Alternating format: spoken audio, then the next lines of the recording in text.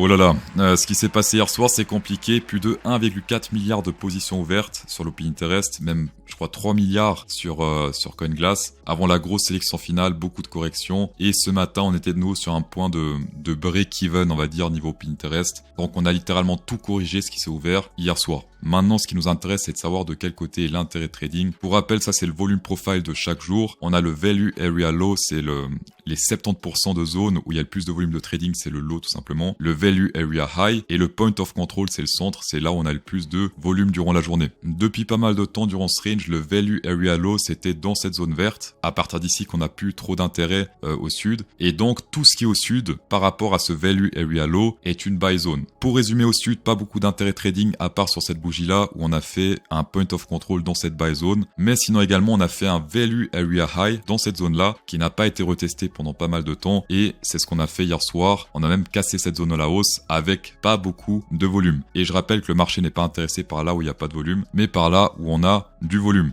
Pour l'instant, il y a du volume qui a commencé dans cette zone-là, avec également le VAL, Value Area Low, qui est dans cette zone. Ce qui va être très intéressant, c'est la clôture de la bougie du jour, afin de savoir si la zone d'intérêt est plus au nord, plus au sud. Pour l'instant, 10h16, c'est plus au sud, mais tout peut changer d'ici la clôture. Et donc, si on recrée une zone d'intérêt dans cette zone au sud, on pourrait inverser les rôles et créer une buy zone dans cette zone rouge et des zones de take profit dans la zone rouge au sud. J'ai mis buy zone, mais c'est plus une buy zone inversée, donc une sell zone, une zone de short, quoi. Les profits futurs des traders entre 1 et 3 mois sont pour l'instant sur du, en moyenne, 21% de profit. Souvent, quand on quitte le realized price à la hausse durant un bull market, ça va au moins jusqu'au 40. Selon moi, pour l'instant, il y a encore pas mal de marge pour monter. Même durant le crash Covid ici, on est monté sur le 40 avant de se péter la gueule. Donc là, pour l'instant, on a eu la fameuse zone de recharge sous le realized price et on a quitté cette zone maintenant depuis les 96 000 $ à la hausse, même 88 000 $. J'ai toujours mon trade sur le DOT qui est ouvert, donc ça, je prendrai, je pense, le premier gros profit. J'ai pris un petit profit à 5 000 $, mais le premier gros profit, je prendrai quand le Bitcoin sera plus ou moins, je pense, sur ce niveau-là, puisque ce que j'essaie de faire avec mes trades, c'est toujours commencer par un petit profit et laisser monter le reste ou descendre le reste jusqu'à ce que je puisse prendre une grosse zone de profit. Les top traders sur Binance ont fait hier un 20% de levée longue en moyenne, ce qui est énorme. Regardez sur ce graphique, c'est arrivé assez rarement. Et je rappelle que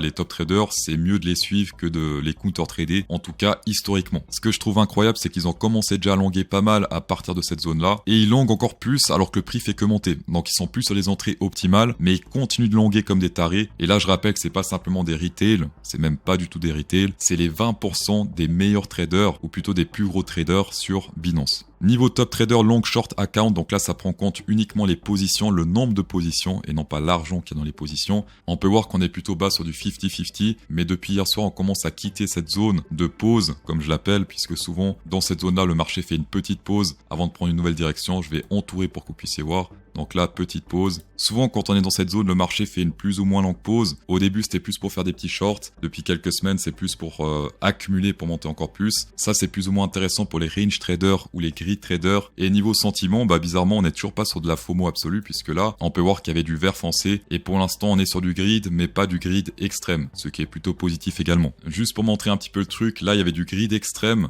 C'était dans cette zone-là. Et ensuite, je vous laisse voir ce qu'on a fait avant de corriger. Et là, pour l'instant, on est encore dans cette zone-là.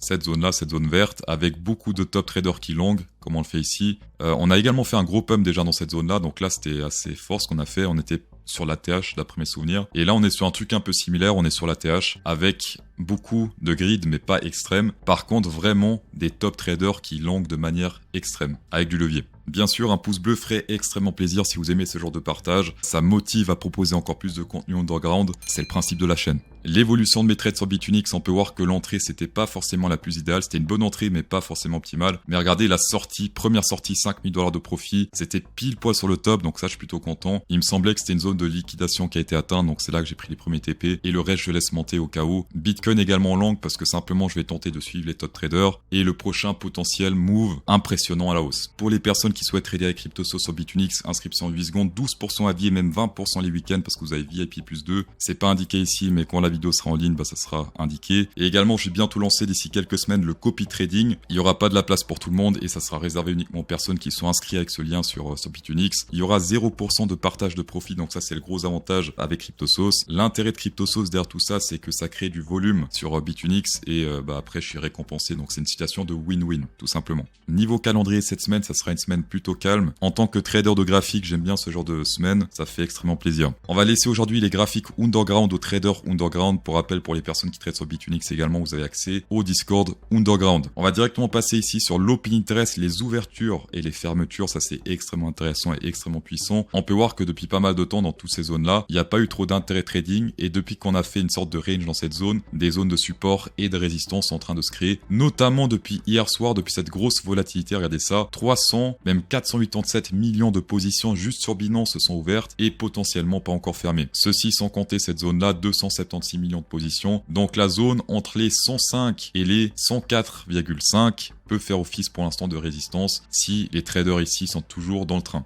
Même si j'aime bien suivre les top traders, je suis toujours très prudent à ce qui se passe sur l'Open Interest, puisque là, clairement, c'est la première fois durant ce range qu'on a autant de positions ouvertes. On est sur du 300 millions dans cette zone-là, mais jamais 487 millions. Et chose intéressante également, ça c'est un petit peu underground, mais je vous le partage, c'est quand on a beaucoup d'Open Interest. Pour les gens qui dorment pas, faites semblant de dormir. Souvent, quand on a beaucoup d'Open Interest qui s'ouvrent, c'est une question de bon sens de quel côté on a le plus de puissance, bullish ou bearish. Quand on a pété cette zone à la hausse, est-ce qu'on a fait beaucoup de force bullish ou beaucoup de force bearish quand on a pété à la baisse? Et là, on voit clairement que sur du plus court terme, la force bearish est quand même plus importante que la force bullish, selon moi. Ethereum, c'est juste magnifique parce qu'il respecte parfaitement cette théorie. Beaucoup d'Open Interest, petit rejet à la hausse, gros rejet à la baisse, on reteste, et puis gros rejet à la baisse. Et qu'est-ce qui fait office de support dans cette zone? Eh bien, c'est simplement le prochain gros support d'Open Interest. On n'a rien avant, et c'est pile poil cette zone-là qui a été définie depuis pas mal de temps, qui fait pour l'instant office de support. Le Ethereum price face au Bitcoin a fait des mouvements incroyables, en tout cas face au dollar. Mais c'est vrai que face au Bitcoin, pour l'instant, je m'attendais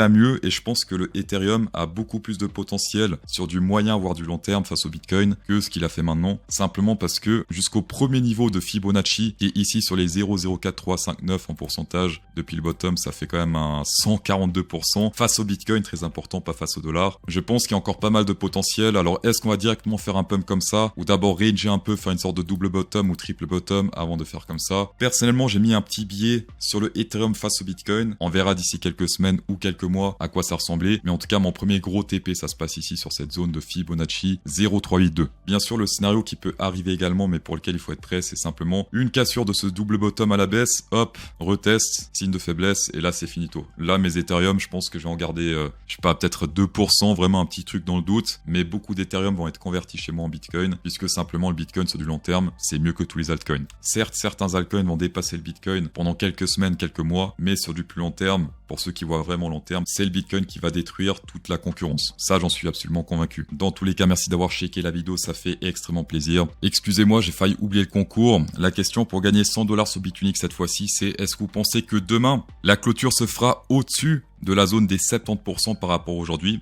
en dessous de la zone des 70% par rapport à aujourd'hui, ou bien dans la zone des 70%? Mettez votre pronostic dans les commentaires. Bonne chance. Dans tous les cas, merci d'avoir checké la vidéo, ça fait extrêmement plaisir. Insérez un pouce bleu dans cette vidéo pour incrémenter encore plus le plaisir, et bonne soirée.